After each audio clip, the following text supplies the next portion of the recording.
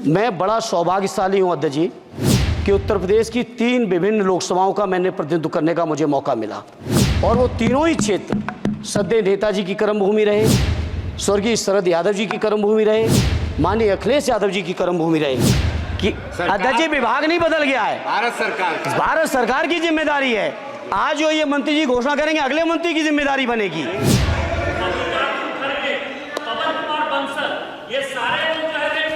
अरे 10 साल का हिसाब दे दो, अरे 10 साल का हिसाब दे दो। चलिए अरे मेरे पास समय कम है, उसका दुरुपयोग ना करो। बोलिए, केवल सब कुछ उधर के लिए है तो सबका साथ सबका विकास का नारा बंद करो। और अगर नारा देना है, नारे को सच बनाना है, प्रधानमंत्री जी की बात को सही साबित करना है, तो माननीय मंत्री जी ये जो मांगे हमने रखी हैं, आजमगढ़ लोकसभा के लिए रखी, मैनपुरी के लिए रखी, आजमगढ़ के लिए, बदायूं के लिए रखी, संभल के लिए रखी, एटा के लिए रखी, इन सभी को पूरी कर दीजिए मंत्री जी। और नहीं कर सकते हैं तो कम से कम इस सदन के अंदर तो सबका साथ सबका विकास नारा देना बंद ही कर दो। कि मैं काफ़ी देर से आपको देख रहा था, कई समय पे आपने अपने कलम को उठा के, जो आपके सामने डायरी है उसमें पॉइंट्स को नोट किया है।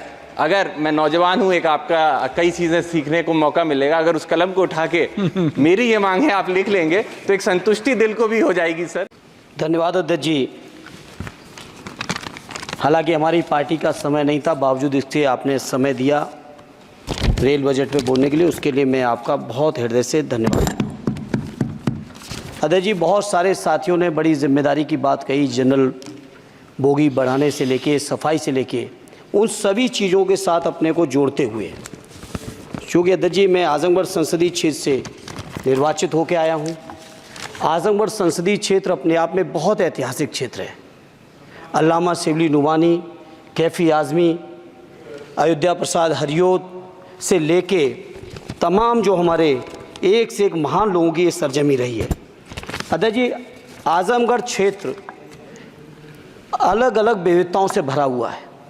आजमगढ़ के लोगों को जहां रोज़गार के लिए मुंबई जाना पड़ता है, वहीं शिक्षा के लिए आजमगढ़ के लोगों को इलाहाबाद और प्रयागराज की ज़रूरत पड़ती है। प्रदेश की राजधानी लखनऊ है, देश की राजधानी दिल्ली है।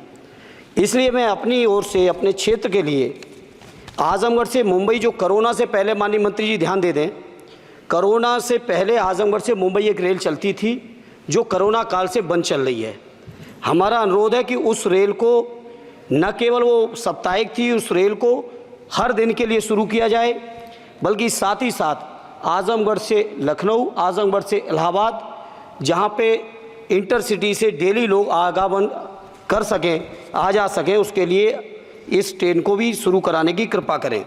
साथ ही साथ अध्यक्ष जी आजमगढ़ से दिल्ली जाने का केवल एकमात्र जरिया कैफिया ट्रेन है, और कैफिया ट्रेन के में बैठने का टाइम तो सुनिश्चित है, लेकिन कब पहुंचेंगे इस बात की कोई भी जिम्मेदारी और गारंटी नहीं है। इसे मंत्री जी मैं आपसे अनुरोध करूंगा कि आजमगढ़ से दिल्ली के लिए एक नई रेल लाइन, नई रेल ट्रेन शुरू करने की कृपा करें। मैंने जनरल बजट की चर्चा में भी जिक्र किया था, आजमगढ़ से बनारस से बायां आजमगढ़ गोरखपुर तक नई रेल लाइन का बड़ा प्रचार किया गया अध्यक्ष जी। हमसे पूर्व सांसद ने बहुत प्रचार किया कि हमने सैंक्शन करा दिया है, लेकिन उस पर अभी एक भी रुपए की बजट न स्वीकृत है, न उस योजना का स्वीकृत है। सर्वे ज़रूर हुआ है, डीपीआर ज़रूर बनी है, लेकिन उसकी स्वीकृति मंत्री जी और फंड अभी बाकी है। मैं उम्मीद करता हूं कि आप इसको ज़रूर ध्यान देंगे। साथ ही साथ अध्यक्ष जी आजमगढ़ में जहानागंज से सठियाओं के बीच रेलवे ओवरब्रिज न होने की वजह से घंटों जाम लगता है। इसी तरह से 2 जगह और हैं, कुटवा मझगवां, बालीपुर से रानी की सराय, डुगवा कोटवा रेलवे पर अंडरपास की बहुत ज़रूरत है। अध्यक्ष जी 1 मिनट और लेंगे। मैं बड़ा सौभाग्यशाली हूँ अध्यक्ष जी कि उत्तर प्रदेश की 3 विभिन्न लोकसभाओं का मैंने प्रतिनिधित्व करने का मुझे मौका मिला और वो तीनों ही क्षेत्र सदैव नेताजी की कर्मभूमि रहे, स्वर्गीय शरद यादव जी की कर्मभूमि रहे, माननीय अखिलेश यादव जी की कर्मभूमि रहे। इन तीनों ही क्षेत्रों की अलग अलग मांगें हैं। इसके लिए मैं आपसे थोड़ा सा अनुरोध करूँगा। अध्यक्ष जी जब लालू प्रसाद जी, माननीय लालू जी देश के रेल मंत्री थे, उस समय एक योजना की घोषणा की गई थी इसी सदन में। वो घोषणा थी मैनपुरी से एटा, कासगंज होते हुए बदायूं, बदायूं से संभल होते हुए गजरौला तक नई रेल लाइन की घोषणा की गई थी माननीय मंत्री जी, माननीय लालू जी के समय। और आज तक उसकी घोषणा पे कभी सर्वे भी नहीं हुआ। इसलिए मेरा अनुरोध है, वो पुरानी योजना है धर्मेंद्र जी, आप ये समझो अब कि घोषणा होती थी, कुछ नहीं होता था। नहीं, उसके बाद 10 साल से तो आप भी हैं, 10 साल से ये भी हैं अध्यक्ष जी, ऐसा नहीं है 10 साल से ये भी बैठे हैं। चूंकि हमारी पार्टी के पास समय कम है, इसलिए हम उसको ज़्यादा लंबा नहीं कहेंगे। दूसरा, मैनपुरी से घोषणा नहीं की थी, घोषणा उन्होंने की तो थी। पूरा करना इनकी भी जिम्मेदारी है कि अध्यक्ष जी, विभाग नहीं बदल गया है, भारत सरकार की जिम्मेदारी है। आज जो ये मंत्री जी घोषणा करेंगे, अगले मंत्री की जिम्मेदारी बनेगी, अगले मंत्री की जिम्मेदारी बनेगी।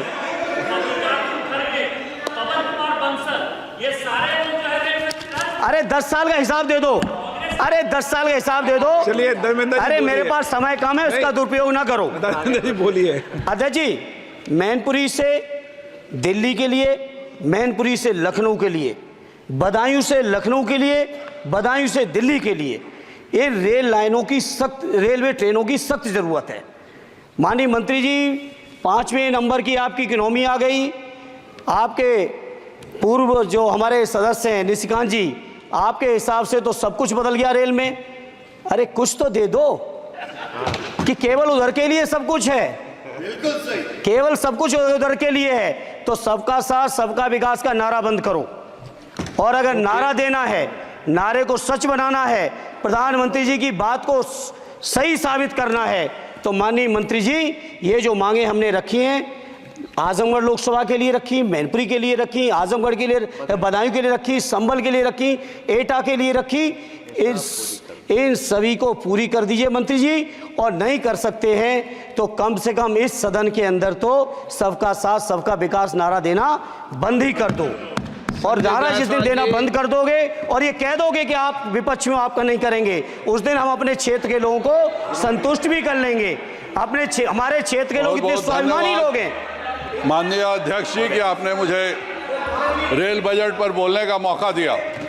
मैं माननीय प्रधानमंत्री जी और माननीय रेल मंत्री जी को बहुत बहुत लाइट बीच में छूट गया, तो धन्यवाद अध्यक्ष जी।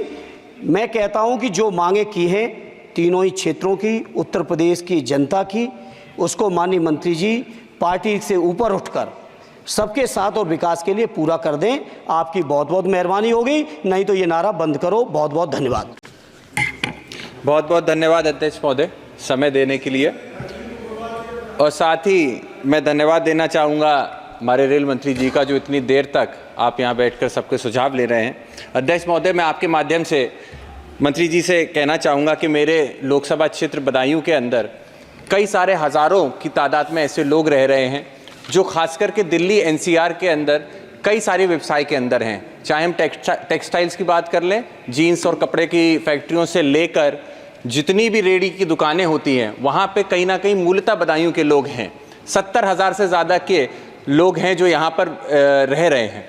वहीं मैं आपसे आग्रह ये करना चाहता हूँ कि बदायूं से दिल्ली के लिए और दिल्ली से बदायूं के लिए एक रेल सेवा की मांग लगभग 10 से 15 सालों से की जा रही है। फाइल काफ़ी आगे तक बढ़ी है। अगर आप अपनी निगाह उस पर डालेंगे तो निश्चित ही वो सेवा बदायूं को एक बड़ी सौगात के रूप में मिल सकती है। वहीं मैं आपसे अनुरोध ये भी करना चाहूँगा कि उज्जैनी से बदायूं और सहसवान होकर बबराला, जो बबराला गुन्नौर में क्षेत्र पड़ता है, वहाँ तक अगर एक रेल सेवा शुरुआत होगी तो वो भी बहुत ही कारगर साबित होगी। तीसरा और आखिरी बिंदु मेरा आपसे यही होगा कि एक रेल की सेवा बदायूं से, जो हमारे उत्तर प्रदेश की राजधानी है लखनऊ, और लखनऊ से वापस अगर चलेगी तो ये एक बहुत बड़ी सौगात होगी। साथ ही मैं आपसे अनुरोध ये भी करूँगा कि रेल के अंदर जो खाने का और पेंट्री का काम चलता है, उसमें जो पानी के रेल नीर जो आपने किया है, वो सब्सिडाइज रेट पे पानी देता है पैसेंजर्स को। वहीं पे आपके यहाँ के जो कर्मचारी हैं, कई जगह पे देखा जाता है कि वो प्राइवेट कंपनीज़ के पानी को जो ज़्यादा रेट के होते हैं, मार्जिन के होते हैं, उनको बेचने का काम करते हैं। उस पर भी रोक अगर लगेगी तो निश्चित ही हमारे जो गरीब तबके के लोग हैं उनका फ़ायदा होगा। और अंत में यही कहूँगा कि मैं काफ़ी देर से आपको देख रहा था, कई समय पे आपने अपने कलम को उठा के, जो आपके सामने डायरी है उसमें पॉइंट्स को नोट किया है। अगर मैं नौजवान हूँ, एक आपका कई चीज़ें सीखने को मौका मिलेगा। अगर उस कलम को उठा के मेरी ये मांग है आप लिख लेंगे तो एक संतुष्टि दिल को भी हो जाएगी। सर बहुत बहुत धन्यवाद अध्यक्ष महोदय, बहुत बहुत धन्यवाद।